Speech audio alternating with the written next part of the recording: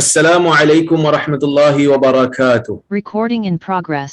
Alhamdulillah, nahmaduhu wa nasta'inuhu wa nastaghfiruh wa na'udzu billahi min shururi anfusina wa min sayyiati a'malina man yahdihillahu fala mudilla lahu wa man yudlil fala hadiya lahu.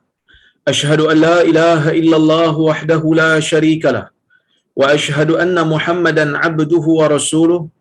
Allahumma salli wa sallim ala Muhammad wa ala alihi wa sahbihi ajma'in. Ya ayyuhalladzina amanu taqullaha haqqa tuqatih wa la tamutunna illa wa antum muslimun.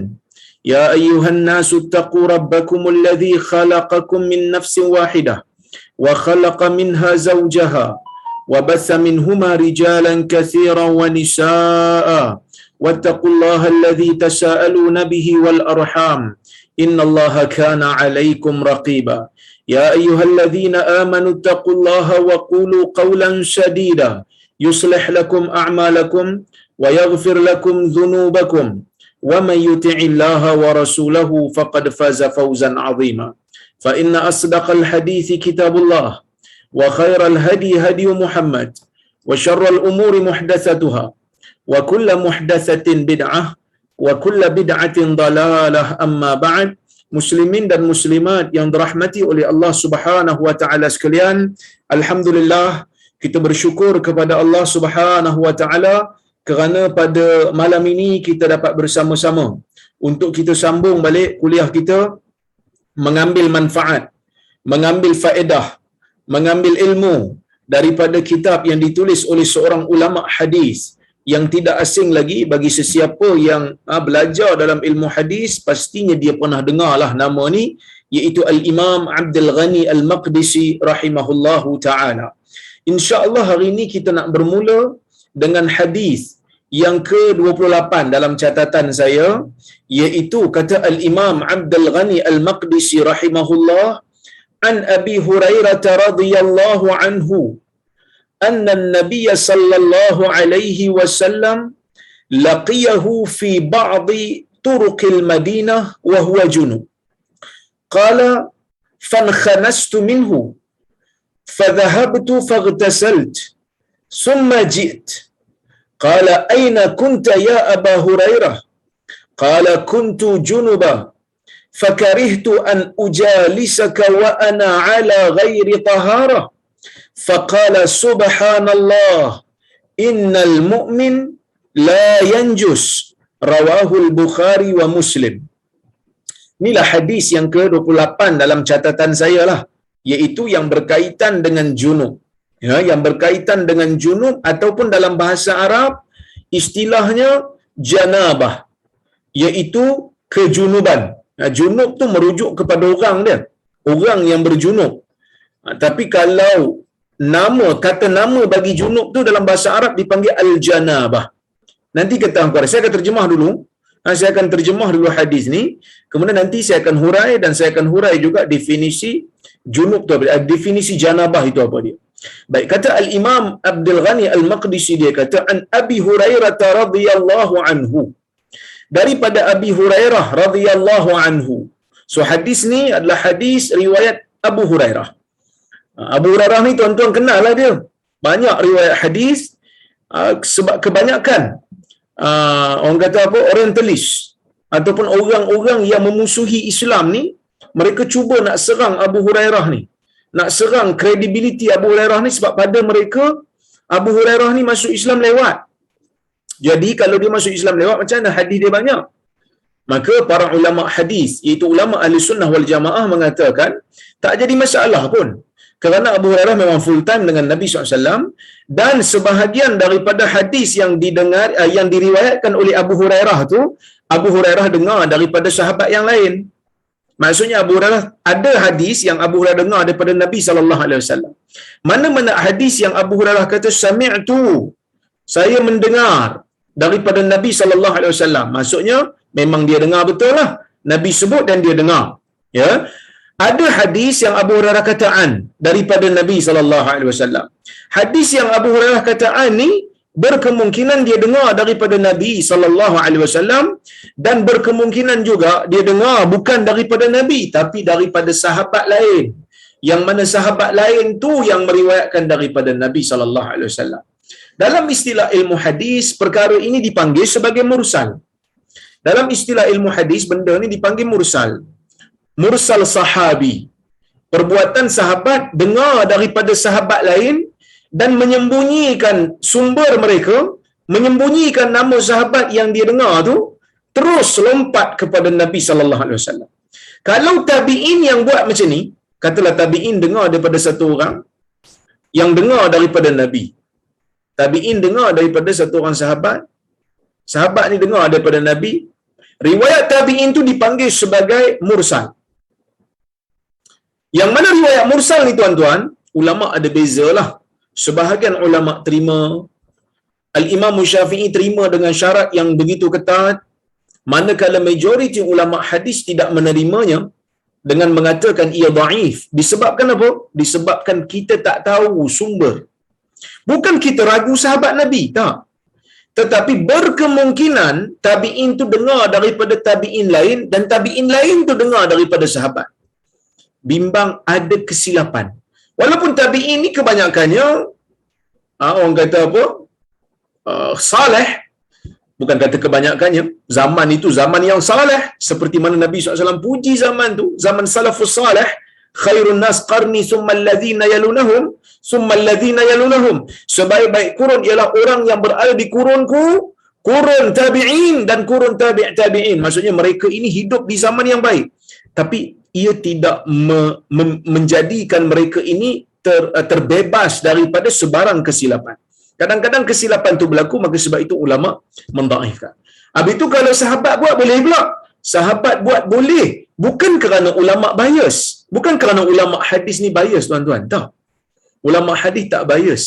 Sebab itu Imam Syafi'i, dia pernah sebutlah, dia kata, ada orang yang tak berapa setuju dengan ulama hadis ni, mereka cuba kata ulama hadis ni bias. Al-Imam Syafi'i, dia mengatakan apa? Dia kata, qalu habaina faqulna la habaina la habaina az-Zuhri. Imam Syafi'i kata, mereka kata kita ni bias. Kita mengatakan kalau betul kita bias, kalau betul kita tak adil dalam penilaian, main nilai hadis ikut suka saja, mana ikut nafsu kita rasa nak sahihkan, kita sahihkan, Imam Syafi'i kata dah tentu kita akan bias kepada Zuhri. Kenapa? Kerana Zuhri ni dia tabi'in besar. Dialah yang ditugaskan oleh kerajaan Bani Umayyah pada masa itu untuk mengumpulkan dan menulis hadis-hadis di peringkat rasmi kali pertama. Sebelum tu banyak catatan peribadi je hadis ni. Kan? Imam Syafi'i kata, dia ni tokoh besar tapi dia ada riwayat hadis secara mursal. Dia tabi'in, dia bukan sahabat Nabi sallallahu alaihi wasallam. Jadi dia ni kalau katalah ulama hadis betul-betul nak berlaku tidak adil, nak berlaku pilih kasih lah kata orang Perak kan. Dah tentu kami akan pilih kasih pada Zuhri. Tapi riwayat Zuhri, kalau dia riwayat tak sebut nama sahabat, tak sebut sumber dia, nama siapa yang dia dengar, kami akan tolak riwayat Zuhri. Walaupun orang tu adalah Zuhri. Begitu teliti dan begitu adilnya ulama hadis dalam menilai sesebuah riwayat. Tuan-tuan dan puan-puan yang dirahmati oleh Allah Subhanahu wa taala sekalian, kebarangkalian tu ada, tapi orang kata apa?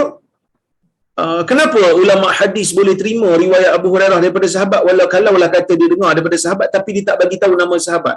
Kerana sahabat ni tak ada masalah, tuan-tuan. Ulama dah kaji dah, sahabat ni kulluhum udul. Kesemua mereka itu adil, kesemua mereka itu jujur. Mungkin ada di kalangan mereka yang tersilap dan sebagainya, tetapi kesilapan mereka terlalu kecil dan kejujuran mereka itu telah pun dibuktikan dengan pujian Allah Azza wa Jalla kepada mereka. Allah Subhanahu wa taala puji mereka dalam Al-Quran. Nabi sallallahu alaihi wasallam puji mereka dalam hadis. Dan sahabat Nabi ni, apabila mereka meriwayatkan daripada sahabat lain, tak mungkin ataupun sangat-sangat jarang mereka riwayat daripada tabi'in yang tabi'in tu dengar daripada sahabat. Jarang. Tabi'in tadi kita tolak kerana mungkin dia dengar daripada tabi'in lain yang tabi'in lain tu silap dengar, tersilap nukil. Tapi kalau sahabat, nak kata dia dengar daripada tabi'in lain yang dengar daripada sahabat sangat ganjil, sangat jarang berlaku. Maka kebarangkalian tu terlalu nipis dan kecil, kebarangkalian tu macam tak ada lah. Kebarangkalian tu macam tidak ada. Oleh kerana tu tuan-tuan dan puan-puan rahmati Allah sekalian, ulama terima hadis yang dinamakan sebagai mursal al-khafi. Ulama terima. Tapi hadis yang kita sedang baca ni daripada Abi Hurairah radhiyallahu anhu, dia kata sesungguhnya Nabi sallallahu alaihi wasallam bertemu dengan dia di sebahagian jalan-jalan yang berada di Madinah. So hadis yang kita baca ni memang peristiwa dia dengan Nabi. Jadi tak adalah kebarangkalian untuk kita kata mungkin dia dengar daripada sahabat lain. Tak ada. Kerana apa? Kerana pengalaman ini ataupun peristiwa ini adalah sebahagian daripada pengalaman Abu Hurairah bersama dengan Nabi sallallahu alaihi wasallam waktu hidupnya. Yang mana Nabi sallallahu alaihi wasallam bertemu dengan Abu Hurairah di jalan-jalan di Madinah. Wa huwa junub, dalam keadaan Abu Hurairah pada ketika itu berjunub. Dalam keadaan Abu Hurairah pada ketika itu masih lagi belum mandi wajib. Qala, kata Abu Hurairah, fan khanastu minhu. Abu Hurairah kata, bila jumpa Nabi sallallahu alaihi wasallam, dia jumpa Nabi, Nabi pun jumpa dia dalam keadaan dia masih belum mandi wajib. Fan khanastu minhu, kata Abu Hurairah, aku pun hilangkan diri senyap-senyap, aku lari senyap-senyap daripada Nabi sallallahu alaihi wasallam supaya Nabi tak perasan aku lari, supaya Nabi tak perasan aku meninggalkan majlis. Fa dhahabtu faghtasaltu thumma ji't. Kemudian Abu Hurairah pun pergi beredar daripada majlis Nabi, pergi beredar daripada jasad Nabi, pergi faghtasaltu. Kemudian kata Abu Hurairah, aku pun mandi wajib, summa ji'tu, kemudian aku datang balik. Faqala, maka Nabi sallallahu alaihi wasallam pun bersabda, aina kunta ya Abu Hurairah? Tadi kamu pergi mana wahai Abu Hurairah? Maksudnya apa tuan-tuan? Maksudnya walaupun dia ni lari dalam keadaan sembunyi-sembunyi daripada Nabi sallallahu alaihi wasallam, tetapi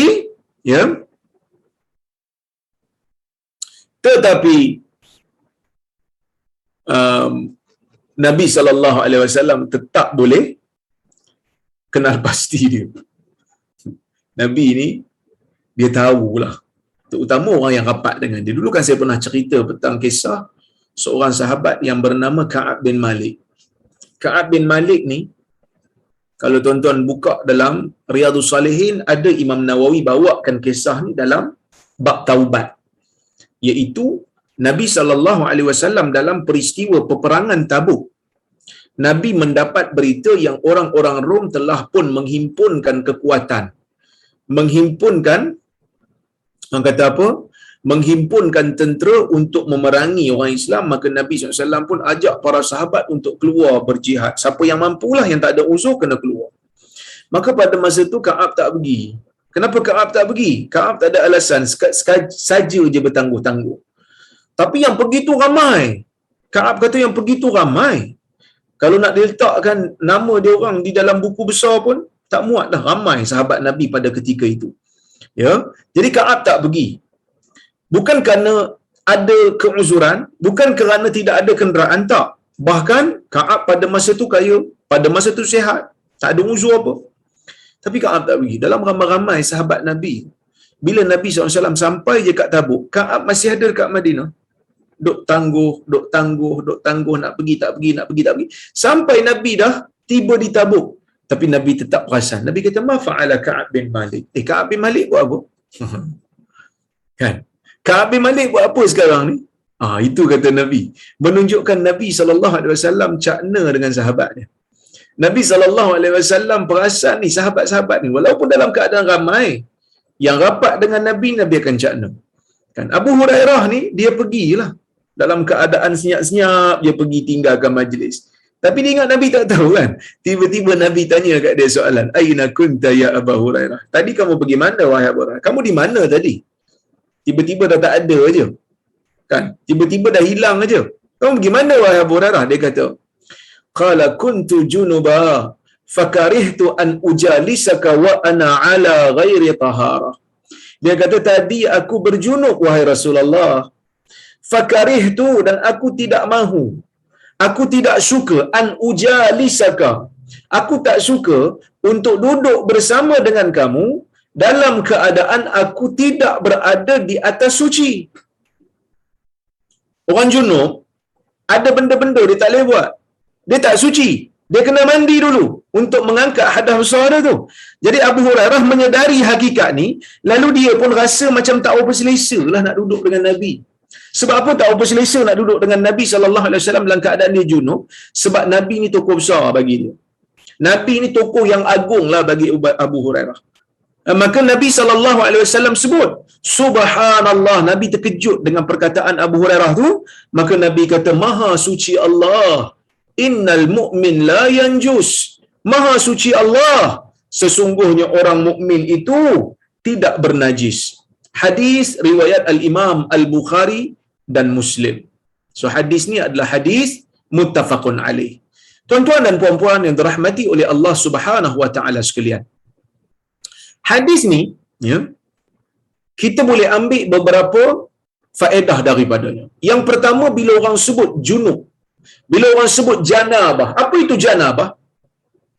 Janabah bermaksud sesuatu yang mewajibkan mandi, sama ada inzal ataupun jima' persetubuhan. Sesuatu yang mewajibkan mandi sama ada inzal. Inzal ni maksudnya mengeluarkan air mani lah. Ataupun persetubuhan. Persetubuhan ni sama ada keluar air mani ataupun tidak. Tak keluar air mani pun tetapi jika berlaku, orang kata apa?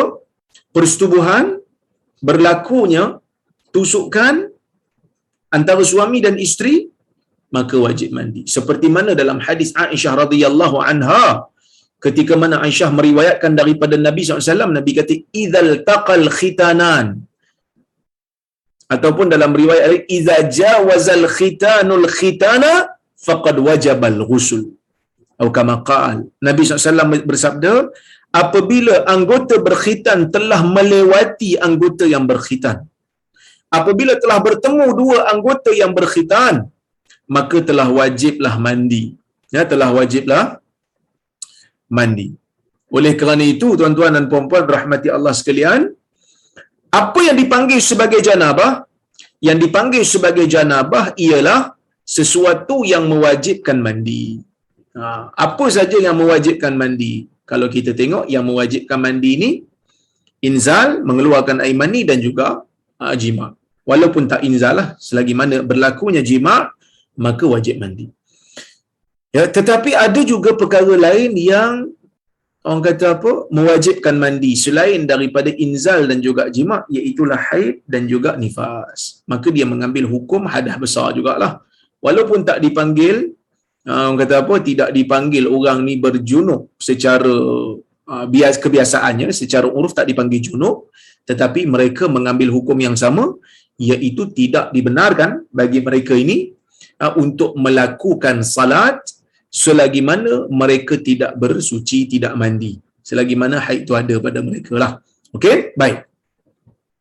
Itu berkaitan dengan definisi lah. Definisi junub. Baik. Apa faedah yang kita boleh ambil daripada hadis ini? Okey. Yang pertama, kata para ulama, sewaktu mereka membahaskan tentang isu ni, ya, mereka mengatakan antara faedah yang boleh kita ambil ialah janabah ni dia bukan najis pada badan lah. Dia bukan najis. Ia hanyalah satu najasah ataupun kita kata apa, hadas hukmi. Dia merupakan hadas. Hadas besar lah. Hadas kecil ni boleh hilang dengan wudu. Kita pergi buang air kecil, pergi buang air besar. Kemudian kita nak salat, kita ambil wudu. Wudu mengangkat hadas kecil. Tetapi hadas besar tak boleh terangkat hanya semata-mata dengan wudu. Dia terangkat dengan apa? Dia terangkat dengan mandi. Dengan niat mandi untuk mengangkat hadas besar tu, maka barulah terangkat hadas besar tu. Jadi Abu Hurairah ni pada peringkat awal mungkin dia rasa oleh kerana orang yang berjunuk perlu mandi, orang yang berjunuk perlu untuk angkat hadas besar, mungkin dia terasa macam tak sesuai dia duduk dengan Nabi sallallahu alaihi wasallam. Tak sesuai lah, rasa macam kotor, rasa macam jijik badan ni. Dia mungkin ada perasaan begitu, maka sebab itu dia beredar secara senyap-senyap daripada Nabi sallallahu alaihi wasallam. Maka Nabi sallallahu alaihi wasallam membetulkan sangkaan Abu Hurairah yang tak tepat tu. Maka Nabi sallallahu alaihi wasallam membetulkan kepercayaan yang tidak tepat yang ada pada Abu Hurairah tu dengan perkataan Nabi, subhanallah, maha suci Allah, orang mukmin tak najis walaupun dalam keadaan dia berhadas, walaupun dalam keadaan dia berhadas besar, badan dia tak najis, tapi yang najis ni apa dia? Dia hanya hadas, orang kata apa? Najasah hukmiyah, ataupun kita panggil najis yang tak nampak, bukan najis yang bersifat kalau kita pegang orang junub kena basuh tangan, tak. Dia hanya satu hukum yang mewajibkan kita mandi untuk membenarkan kita untuk melakukan salat. Itu sahaja. Jadi kalau orang berjunub, dia tak perlu rasalah badan dia tu bernajis dengan najis hissi, dengan najis yang macam tahi, air kencing dan sebagainya. Tak. Kena ubah kepercayaan itu. Itu yang pertama. Yang kedua, digalakkan bagi orang-orang yang nak menghadiri sesuatu majlis yang besar untuk memperelokkan diri. Seperti mana Abu Hurairah dok buatlah.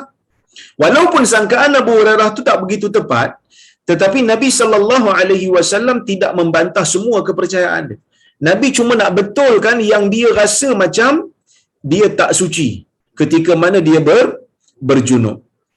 Tetapi untuk berada dalam satu majlis bersama dengan orang besar dalam keadaan dia menyediakan diri dia dalam keadaan bersih, dalam keadaan yang elok, pakaian pun bagus, itu benda yang ada di dalam sunnah Nabi sallallahu alaihi wasallam. Seperti mana Umar radhiyallahu anhu apabila keluar bersama dengan Nabi sallallahu alaihi wasallam daripada masjid selepas salat, Nabi tengok dekat luar masjid tu ada orang jual kain yang elok. Kain tu kain sutra lah, kan. Jadi Nabi dengan Umar ni berjalan, Umar pun bagi cadangan lah, dia kata, ya Rasulullah, kain ni bagus, boleh beli. Supaya kalau ada rombongan luar datang ataupun hari raya, engkau boleh pakai Rasulullah pakaian ni, kain ni. Maka Nabi SAW tak belilah. Nabi kata, hadha libas la khalaqa lahum. Ya, ini adalah pakaian atau kamakal. Nabi ialah pakaian orang yang tidak ada habuan di akhir. Maksud orang lelaki tak boleh pakai sutra lah. Nabi tak bagilah pakai. Nabi tak belilah. Cuma pemahaman Umar tu Nabi tak bantah. Nabi cuma betulkan, aku tak boleh pakai sutra. Orang lelaki tak boleh pakai. Tapi kalau ada rombongan luar datang, kalau hari raya, eloklah pakai baju yang cantik, baju yang elok. Maka mungkin sebab itu Abu Hurairah dia duk perasan kalau junub ni tak boleh duduk, tak eloklah duduk dengan Nabi SAW, tak sesuai nak duduk dengan Nabi. Ini dibetulkan oleh Nabi SAW. Dan hadis ni juga nak bagi tahu kita betapa hormatnya para sahabat dengan Nabi. Selain daripada sayang, mereka hormat. Abu Hurairah ni dia hormat dengan Nabi, maka sebab itu dia menghilangkan diri seketika lah. Ya, menghilangkan diri seketika supaya dia dapat menyediakan diri dia. Kemudian yang ketiga, dibenarkan ya, untuk melewatkan sedikit waktu mandi ketika mana kita berjunub. Selagi mana kita tidak mahu melakukan perkara yang wajib untuk kita bersuci, maka kita boleh tangguhkan junub tu. Boleh tangguh, tak ada masalah, tuan. Ya. Dia bukan semesti lepas junub boleh terus mandi, wajib terus mandi, tak. Kalau nak mandi terus pun boleh, nak tangguh seketika pun boleh. Ya, dan orang yang berjunub boleh berjual beli, boleh jalan di pasar, boleh jalan bersia-sia selagi mana dia tak nak melakukan salat. Okey, selagi mana dia tak nak melakukan salat, boleh jalan. Tapi bila mana dia nak melakukan salat, dia wajib untuk mandilah sebelum sebelum dia melaksanakan salat tersebut. Sebab itu Al-Imam Al-Bukhari ketika membawakan hadis ni, meriwayatkan hadis ni, dia buat satu bab. Dia kata babul junub yakhruj wa yamshi fi suq wa ghairi. Bab orang junub ni boleh keluar, boleh berjalan di pasar, boleh berjalan di tempat lain selain daripada pasar. So ini di antara faedah yang kita boleh ambil lah daripada hadis ni, iaitu orang junub tak najis pada badan dia. Dan kalau kita nak menghadiri majlis-majlis besar, pastikan pakaian kita elok, pastikan penampilan kita elok, dan dibenarkan untuk melewatkan mandi junub selagi mana tidak ada tuntutan untuk melakukan salat dengan segera.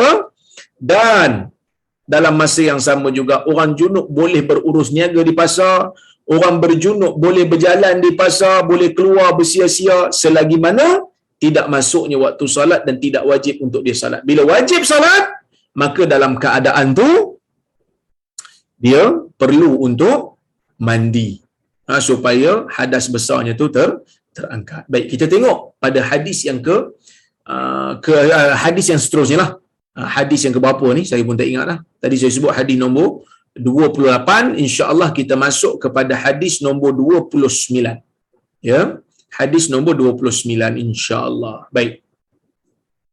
Kata Al-Imam Abdul Ghani Al-Maqdisi, an Aisyah radhiyallahu anha qalat, kana an-nabiy sallallahu alaihi wasallam idza ightasala min al-janabah ghassala yadayhi thumma tawadda'a wudu'ahu lis-salah thumma ightasal thumma yukhallilu bi yadayhi sha'rahu hatta idza dhanna annahu qad arwa basharatahu afada alayhi al-ma' thalath marrat thumma ghassala sa'ira jasadihi wa kanat taqul kuntu aghtasilu ana wa Rasulullah sallallahu alaihi wasallam min ina'in wahid naghtarifu minhu jami'a.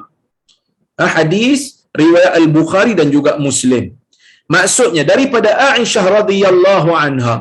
Hadis tadi daripada Abu Hurairah, dia berjunub, dia cerita kat kita.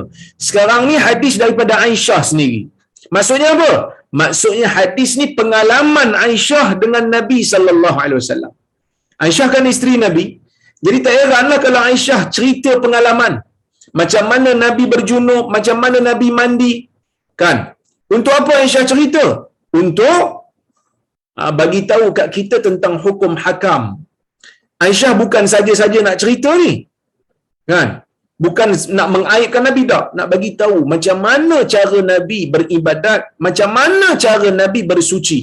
So ni di antara hikmah Nabi SAW nikah ramai ni, sebab isteri ni akan riwayat pengalaman hukum, ya, riwayat ni isteri ni akan cerita macam mana dia bersama dengan Nabi SAW untuk hukum, bukan untuk membuka aib sendiri, tak. Yang ni tak dibenarkan, ini tak dibenarkan di dalam Islam. Hanya menceritakan tentang hukum. Aisyah radhiyallahu anha bercerita, dia kata, kana an-nabiy sallallahu alaihi wasallam idza ightasala min al-janabah ghassala yadayhi. Nabi sallallahu alaihi wasallam apabila mandi daripada junub, maksudnya mandi junub, Nabi akan basuh tangan. Yang ni ada confuse sikit lah. Sebab siapa-siapa yang belajar bahasa Arab, sesiapa yang belajar bahasa Arab, dia akan tahu bahawasanya perkataan ightasala ialah perkataan fi'il madhi, telah mandi. Kalau kita terjemah literal, Nabi SAW dulu ni apabila telah selesai mandi, Nabi akan basuh kedua tangan. Adakah begitu maksud yang dikehendaki oleh Aisyah? Jawapannya tak. Sebab ayat di belakang tu menunjukkan Nabi tak selesai lagi mandi. Sebab ada ayat summa tawadda'a wudu'ahu lis-salah. Kemudian dia berwuduk seperti mana wuduk nak salat. Summa yukhallil bi yadayhi sya'rahu, kemudian dia menyelat tangannya, dua tangannya tu dia menyelatkan rambut dia. Lepas tu baru dia curah. So mandi ni tak selesai lagi. Habis tu kenapa dia guna kata Nabi apabila telah selesai mandi? Para ulama seperti Ibn Daqiq Al-Id, dia kata telah selesai mandi ni kita kena takwil. Sebab apa? Sebab depan dengan belakang tu tak sinkronis. Depan kata telah selesai mandi, belakang kata masih mandi, tak selesai lagi. Jadi dia kata yang dimaksudkan dengan telah selesai ni dalam fi'il madhi kadang-kadang bukan bermakna telah selesai, tetapi mahu mula. Sebab itu Allah Subhanahu wa taala kata dalam Al-Quran, fa idza qara'tal Quran fasta'iz billahi minasyaitonir rajim. Apabila kamu, sepatutnya kalau literal, apabila kamu telah membaca Quran, maka beristiazahlah, baca auzubillah daripada syaitan yang direjam. Adakah begitu? Tak. Fa idza qara'tal Quran, apabila kamu ingin betul-betul, apabila kamu mula betul-betul. Ya. Mula ataupun ingin, dua-dua ni diterima. Bila kamu mula baca ataupun bila kamu ingin baca Al-Quran, maka mulakan dengan auzubillah. Itu maksudnya lah. Ya, so Nabi SAW bila nak memulakan ataupun berazam untuk melakukan mandi junub, maka Nabi SAW akan basuh tangan dia dulu. Basuh kedua tangan. Summa tawadda'a wudu'ahu lis-salah. Kemudian Nabi SAW berwudu seperti mana wuduknya untuk salat. Masa basuh tangan tu memang niat untuk mengangkat hadas besar. Kemudian wuduk seperti mana wuduk untuk salat. Kemudian Nabi SAW mula mandi. Ya, macam mana? Nabi SAW akan gunakan kedua tangan dia tu yang basah untuk basahkan kulit kepala dengan menyelatkan jari di dalam rambut. Sehingga Nabi SAW percaya yang kulit kepalanya telah selesai dengan air, afada alaihi salasa marrat. Kemudian Nabi SAW pun curah air 3 kali. Kemudian barulah Nabi SAW mandikan keseluruhan jasadnya. Aisyah kata apa? Kanat taqul kuntu aghtasilu ana wa Rasulullah sallallahu alaihi wasallam min ina'in wahid. Dulu aku pernah mandi dengan Nabi ni satu bekas. Naghtarifu minhu jami'a, yang mana kami saling mencedok daripada bekas air yang sama. Baik. Tuan-tuan dan puan-puan yang dirahmati oleh Allah Subhanahu wa taala sekalian, kita boleh ambil beberapa faedah daripada riwayat ini. Ya, kita boleh mengambil beberapa faedah daripada riwayat ini seperti mana berikutlah. Ya, yang pertama ialah sunat kita basuh tangan dulu sebelum masukkan tangan di dalam bekas air. Kerana berkemungkinan tangan kita ni ada kekotoran, mungkin tangan kita ni ada najis, jadi basuh dulu. Basuh tangan dulu. Bila kita nak mandi je, nak angkat hadas besar, basuh tangan dulu. Setelah selesai basuh tangan, maka kita sunat berwuduk sebelum mandi. Ya. Sunat berwuduk sebelum mandi. Seperti mana wuduk kita nak salat. Bila saya kata sunat, maksudnya kalau tak buat, dia tak menjadi masalah. Tetapi tak dapatlah pahala sempurna seperti mana tata cara mandi Nabi SAW. Kan? Kalau orang tu dia tak ambil wuduk pun, dia tak basuh tangan pun. Ya, dia buat apa? Dia terus mandi, dia curah badan dia bagi semua rata dengan air. Selesai mandi dia, dikira sah mandi dia. Ya, berdasarkan kepada hadis Nabi SAW, yang mana Nabi SAW pernah sebut pada sahabat. Nabi tengok dia tak salat bersama dengan sahabat yang lain, tak salat bersama dengan Nabi SAW. Maka Nabi SAW bertanya, kenapa dia tak salat? Maka dia kata, dia terkena junub. Dia terkena junub, dia masih lagi berjunub. Dan pada ketika itu, Nabi SAW bila dapat aja air, Nabi bagi kat dia, Nabi kata, afriqhu ala jismik, atau kama qal, nah, curahkan di atas jasadmu. Bila Nabi kata curah di atas jasad, Nabi tak perincikan pun pada dia berwudu, Nabi tak perincikan basuh tangan dulu, menunjukkan yang menjadi kewajipan minima dalam bab mandi wajib ini ialah meratakan air keseluruhan badan. Meratakan air ke keseluruhan badan. Itu yang kedua. Yang ketiga, sunat kita menyelatkan jari yang basah ke akar rambut. Cuma dalam bab ni ulama ada beza pendapat sikitlah. Kerana riwayat yang ada ni tak berapa jelas. Sebab apa? Sebab dalam riwayat Muslim disebut Nabi ambil air. Nabi ambil air dalam satu tadahan tangan, lepas tu letakkan air itu sambil menyelat biar air itu masuk. Ya, ada yang kata tak. Kita basahkan saja tangan dengan air kemudian menyelatkan. Seperti mana riwayat Al-Imam Al-Bukhari, yang mana Imam Bukhari meriwayatkan daripada Aisyah, summa yudkhilu asabi'ahu fil ma' fayukhallilu biha. Dan dia Nabi masukkan jarinya ke dalam air, lepas tu Nabi menyelatkan dia. Nabi menyelatkan dia. Tapi bagi saya kedua-duanya tak menjadi masalah, kerana yang menjadi masalah bukan yang tu. Yang menjadi masalahnya adalah kita nak basahkan kulit kepala dulu. Kemudian baru basuh, kita kata basahkan kepala dengan air sebelah kanan dulu, kemudian barulah sebelah kiri. Sebahagian kanan dulu, lepas tu baru sebelah kiri, seperti mana yang disebutkan dalam riwayat yang kita akan baca kemudianlah.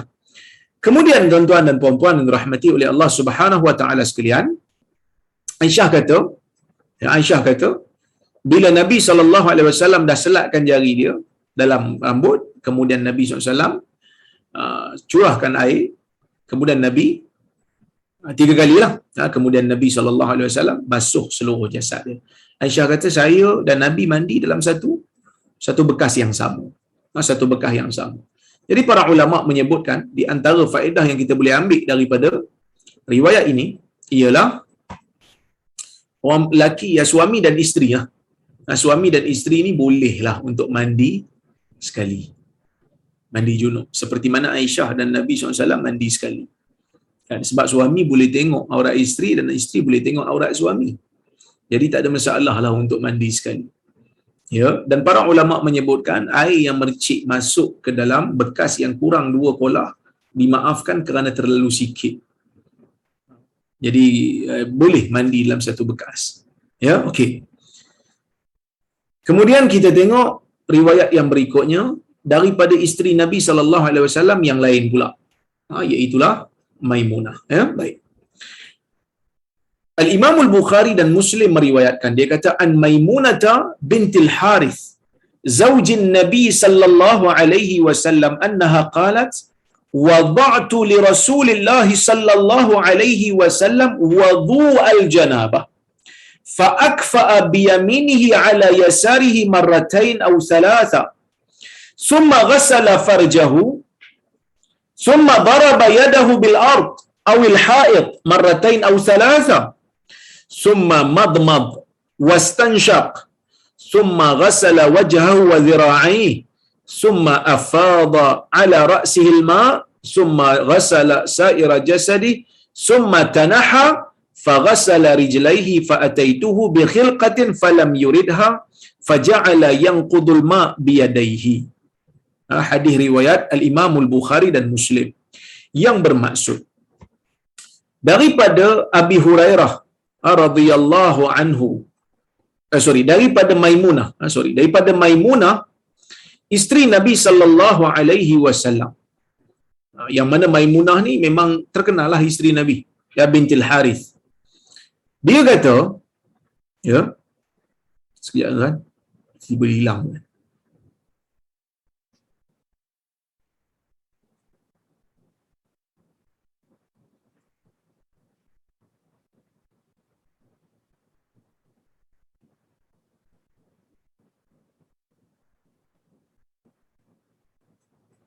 Okey. Maimunah kata, saya meletakkan untuk Nabi ni bekas air untuk Nabi mandi junub. Fa akfa'a bi yaminihi ala yasarihi maratain aw thalatha. Nabi mencurahkan dengan tangan kanan Nabi ni, Nabi curah atas tangan kiri 2 kali atau 3 kali untuk basuh tanganlah. Kemudian Nabi SAW basuh kemaluan dia. Basuh tangan, basuh kemaluan. Kemudian Nabi SAW menepuk tangannya di tanah ataupun di dinding selama sebanyak 2 kali atau 3 kali. Kemudian Nabi SAW kumur dan memasukkan air ke dalam hidung. Kemudian Nabi SAW basuh wajahnya dan Nabi SAW basuh lengannya. Kemudian letakkan air, ya, di kepalanya.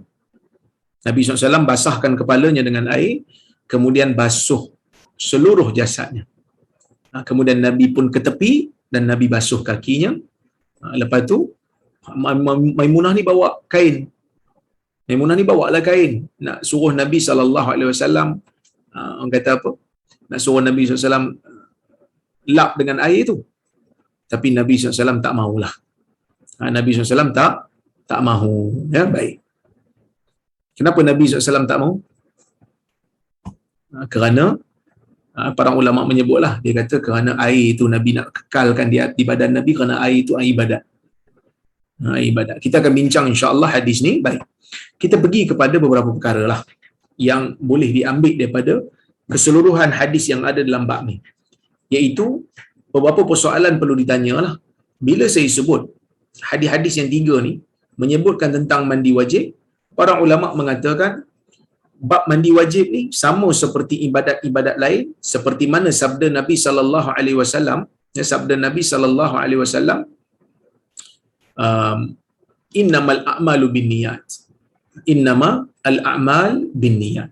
Wa innama likulli imri'in ma nawa. Sesungguhnya setiap amalan tu dengan niat. Setiap amalan tu dengan niat. Jadi orang yang nak mengangkat hadas, ya, orang yang nak mengangkat hadas besar, dia tak boleh hanya sekadar mandi biasa. Tak boleh sekadar mandi biasa ataupun dia lupa nak mandi, nak niat waktu mandi tu. Lepas tu dia mandi dah rata semua, lepas tu bila keluar baru teringat, tadi tak niat lah. Tadi masa mandi tadi bukan tujuan nak angkat hadas besar. Dia kata tak apalah, lebih kurang je lah mandi. Itu tak boleh. Itu tidak dibenarkan. Kenapa tak dibenarkan? Ya. Kerana tidak, waktu dia basuh apa ni orang kata badan dia tadi, waktu dia basuh badan dia tadi, dia bukan dengan tujuan untuk mengangkat hadas besar. Tak. Sebaliknya dia mandi tu mungkin nak membersihkan badan semata-mata. Oleh kerana itulah para ulama menyebutkan berdasarkan hadis Nabi yang umum, ya, berdasarkan kepada hadis Nabi yang umum, maka perlu untuk seseorang yang mandi ni dia perlu berniat. Perlu berniat untuk mengangkat hadas besar. Kalau tak, dia kena pergi mandi lagi sekali lah. Okey, itu yang pertama. Yang kedua, adakah membaca bismillah, ya, merupakan sesuatu perkara yang dituntut? Tidak ada perbalahan di kalangan ulama, tidak ada balah di kalangan ulama mengatakan ia dituntut. Tetapi adakah ia wajib ataupun tidak? Kan? Adakah ia wajib ataupun tidak? Sebahagian ulama mengatakan ia wajib, seperti satu pandangan dalam mazhab Hambali, kerana mereka mengkiaskan dengan wudu. Tawaddau bismillah, kamu berwuduklah dengan nama Allah. Tetapi pendapat yang sahih adalah pendapat majoriti ulama yang mengatakan bismillah untuk wuduk sunat.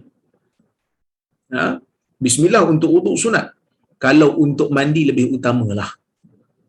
Ya, lebih utamalah kerana lebih utamalah untuk sunat kerana dia ni orang kata apa, bersuci jugalah. Oleh kerana itu disunatkan untuk membaca bismillah dan bukanlah wajib. Baik. Untuk berkumur dan juga beristinsyak. Untuk berkumur dan juga mengeluarkan air daripada hidung, adakah ia menjadi satu kewajipan ataupun tidak? Ya, baik. Jawapannya, ulama berbeza pendapat. Ya, pendapat mazhab Hanafi, berkumur dan beristinsyak adalah wajib.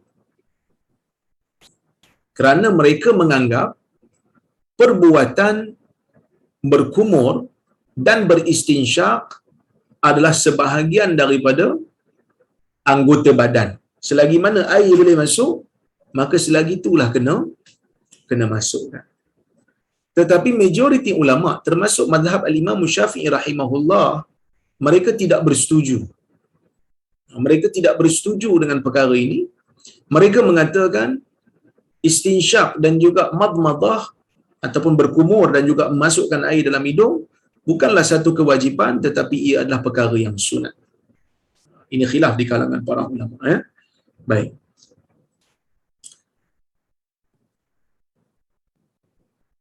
Bila dia basuh tangan ketika berwuduk? Ketika mandi. Dalam hadis Maimunah disebut, Nabi ini basuh tangan dulu 2 kali atau 3 kali, baru dia basuh kemaluan. Zahir hadis Maimunah ni nak bagi tahu kita, basuh tangan sebelum cuci kemaluan. Sebab itu disebut oleh Imam Nawawi. Imam Nawawi kata di antara kesempurnaan mandi junub ialah orang yang mandi itu dia mulakan dengan basuh kedua telapak tangan dia 3 kali sebelum masukkan tangan dalam air. Lepas tu barulah dia basuh kemaluannya.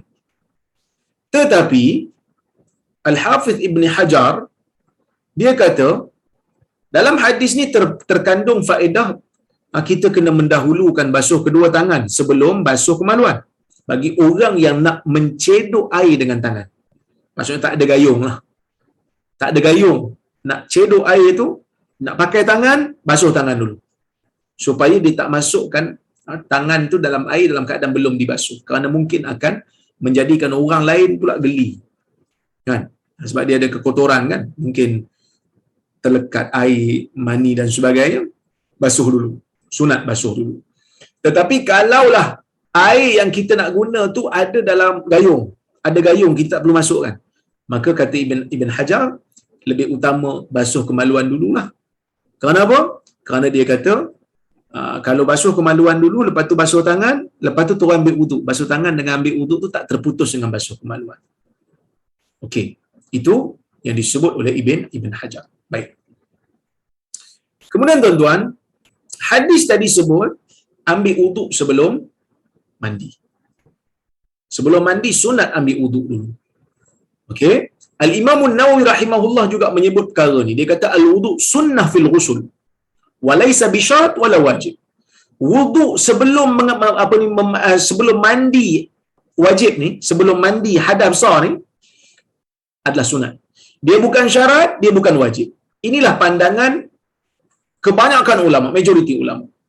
Kecuali pandangan yang dinukilkan daripada Abu Thawr dan juga pandangan Daud Az-Zahiri, dia kata wajib. Dia menjadi syarat. Kalau tak sah mandi.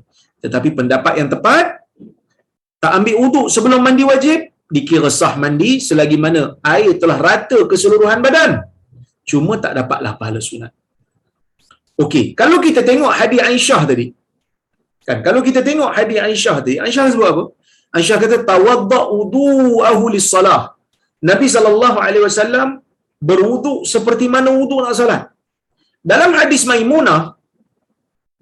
Maimunah tadi disebutkan tentang Nabi berwuduk, basuh tangan, basuh kemaluan, kemudian Nabi berkumur, basuh muka, basuh kedua lengan, basahkan kepala, basuh seluruh badan, baru ke tepi sikit, lepas tu baru basuh kaki. So, dalam isu ni nampak macam ada percanggahan lah. Basuh kaki ni waktu awal-awal ke waktu kemudian? Kan? Jadi ada beberapa pandangan lah. Pandangan yang pertama, iaitu pandangan majoriti ulama. Seperti mana yang disebutkan oleh Ibn Hajar, dia kata apabila seseorang itu, ya, dia berwuduk sebelum mandi, maka disunatkan dia untuk lewatkan basuhan kaki. Supaya dia basuh selepas dia selesai mandi. Kerana apa? Kerana mereka menggunakan hadis Maimunah lah. Mereka menggunakan hadis Maimunah yang Maimunah kata Nabi basuh muka dia, basuh tangan sehingga ke lengan, kemudian Nabi basahkan kepala, kemudian basuh seluruh jasad. Kemudian baru Nabi ke tepi sikit, Nabi basuh kaki dia. Ya. Okey. Di sana juga ada riwayat daripada Aisyah dalam Sahih Muslim yang mana Aisyah juga sebut Nabi meratakan air keseluruhan jasadnya, kemudian baru Nabi basuh kedua kakinya. So, zahir kedua-dua hadis ni nak bagi tahu Nabi berwuduk, tetapi Nabi tinggalkan basuhan kedua kaki itu selepas selesai mandi, iaitu di akhir sekali. Itu pendapat pertama lah.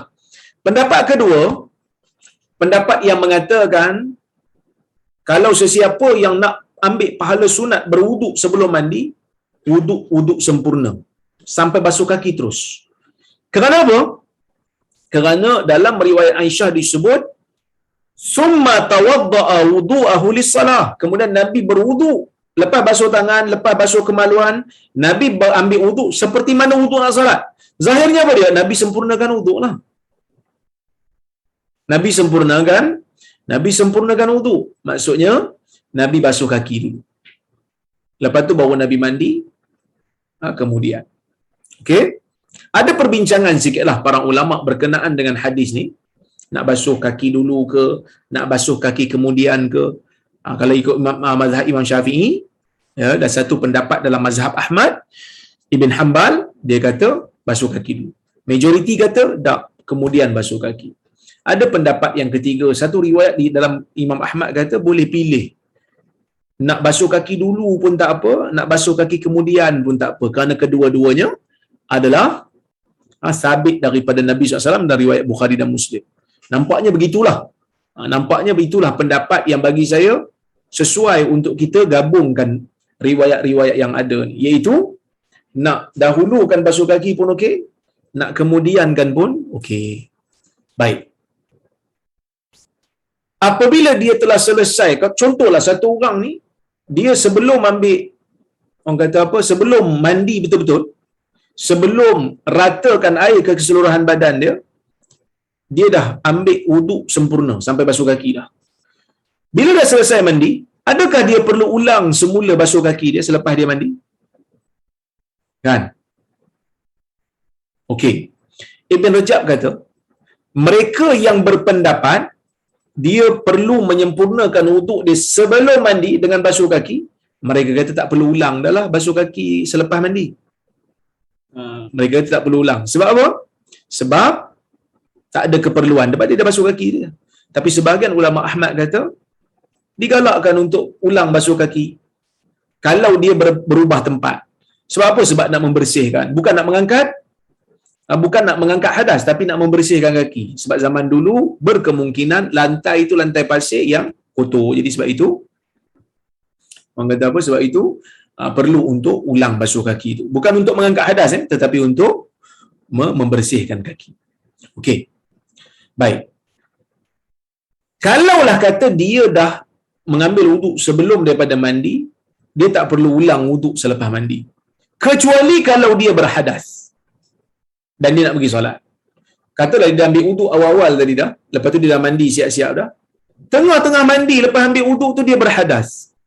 Dia terkentut ke, dia terkencing ke, dia buang air besar ke, maka pada waktu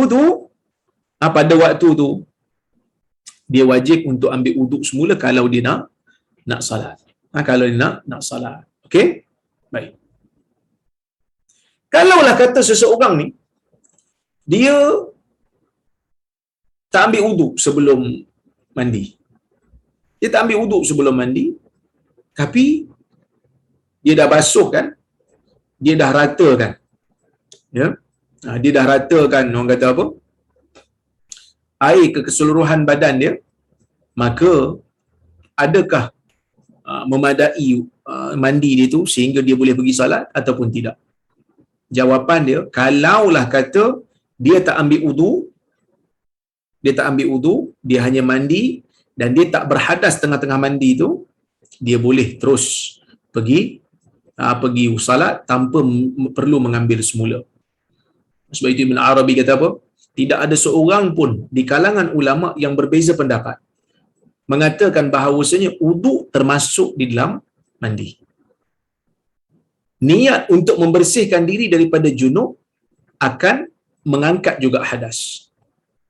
Walaupun sebagian ulama kata eloknya dia mengambil wuduk lah, tetapi bagi mereka wuduk tu telah pun memadai selagi mana dia tak berhadas waktu dia mandi. Ibn Rajab pun kata, dia kata apa? Fa in igtasala wa lam yatawadda. Kalau dia mandi dan dia tidak berwuduk, fahal yartafi hadatsahu bidzalik. Adakah dua-dua hadas yang besar dan kecil akan terangkat dengan mandi tersebut? Amla yartafi illa hadatsuhul akbar khassa, Adakah dia tak terangkat melainkan hadas besar saja pada mandi saja? Wa yabqa hadathul asghar, dan kekal hadas kecilnya, fala yastabihu shalah biduni tajdidil wudu, dan tak boleh dia solat tanpa dia memperbarui itu. Hadha fihi qaulan lil ulama. Pada masalah ni ada dua pandangan. Ada yang kata boleh, ada yang kata tak boleh. Tetapi pendapat yang masyhur ialah pendapat yang kata wuduk tadi terangkat selagi mana dia tidak berhadas di tengah-tengah dia mandi tersebut. Baik. So itulah perkara yang kita kena tahulah bab kata apa, bab mandi ni. Bab mandi ni sudah memadai dengan wuduk. Kalau tak berhadas. Kalau berhadas, katakan seseorang itu dia mandi lepas tu dia berhadas tengah mandi. Kita kata kalau nak dia kena pergi wuduk balik. Adakah perlu diulang mandi? Mandi tak perlu ulang. Mandi dikira sah. Tapi kena ambil wuduk balik. Kerana dia sudah pun berhadas kecil waktu dia mandi tadi. Okey, baik. Kemudian para ulama menyebutkan juga apabila kita nak apabila Nabi SAW nak membasahkan kepala Nabi, menyelatkan rambut-rambut Nabi itu, Nabi akan mulakan kawasan kepala kanan dululah, lepas tu baru kepala kiri. Kepala kanan dulu, lepas tu baru kepala kiri. Untuk mandi pun ya, seeloknya selesaikan yang belah kanan dulu baru yang belah kiri. Ini sunatlah, bukan satu kemestian, tetapi adalah perkara yang sunat. Okey, baik. Adakah orang yang katalah orang perempuan dia ada sanggul besar, dia nak mandi junub, adakah dia perlu rungkaikan sanggul dia daripada mandi junub ataupun mandi haid? Ada dua pendapat dalam masalah ni, ya. Majoriti ulama berpandangan orang yang mandi apabila berjaya memasukkan ataupun menyampaikan air ke seluruh rambut dia, sama ada zahir ataupun dalam, tanpa membukanya, maka tak wajiblah untuk dirungkaikan sanggul dia. Yang wajibnya adalah menyampaikan air ke keseluruhan kepalanya termasuk rambut dia. Kalau tak mampu juga, katalah sanggul itu dia pun rasa macam tak yakin je air masuk, wajib untuk dirungkai. Kenapa? Kerana ada hadis dalam riwayat Imam Muslim daripada Ummu Salamah. Ummu Salamah kata, "Ya Rasulullah, inni imra'atun ashuddu dhafra ra'si. Afa anquduhu li ghasli atau li ghusli al-janabah wal haidhah?" Dia kata, "Rasulullah, aku ni perempuan yang suka ikat sanggul. Jadi adakah perlu untuk aku rongkaikan untuk mandi junub ataupun mandi haid?"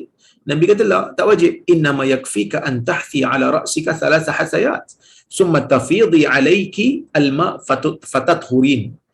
Nabi kata, ya, tak perlu.